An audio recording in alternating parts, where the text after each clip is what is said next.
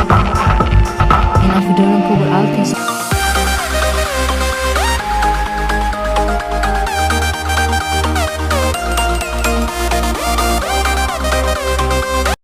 وهاجاك dhageystayaal qodobada soo socda waxa kamid ah galbeedka dalkan Kenya oo lagu arkay laba nin oo xaasaskoodii kala bedeshay waa sheeko xiiso leh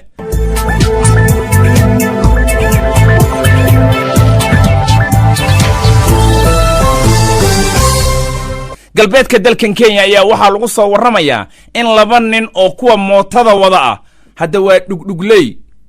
dhugdhugleyda waxa weeyaan la raaco oo dadka laga kireeyo ayaa la sheegayaa in xaaskiisii halkaan ku joojiyo Cabdullaahi yaa si dhameystiraya Cabdullaahi عطاشو sheekadu waxay tahay haye nin oo maaragtay dadka oo kuwa dhugdhugleyda wada iyo waxay dhaxmartay nin kale oo asagana waardiye ah haye ninka waardiyaha wuxuu ka shaki in naagtiisa ay ninkana dhugdhugleyda ay u baxda mar walba mootada marka baaritaan uu sameeyay haye baaritaan markuu sameeyay ninka dhugdhugleyda u tagay haye ninkii uu yiri war waxaan xaaskeyga waa kaaga shakisanaya ka waran mar walba adaa qaadaay markaas waxay ku tiri wuxuu ku yiri waxba kuma jira arintaas haye wuxuu ku arkay mobile mardhow xaaskiisa u gaday iyo ninkii ku arkay soo haysta asagoo haysta markaas uu yiri mobile-ka wada haysata way iska caddahe islaanta wada haye qaada laba tag haye markuu tii ninkii wata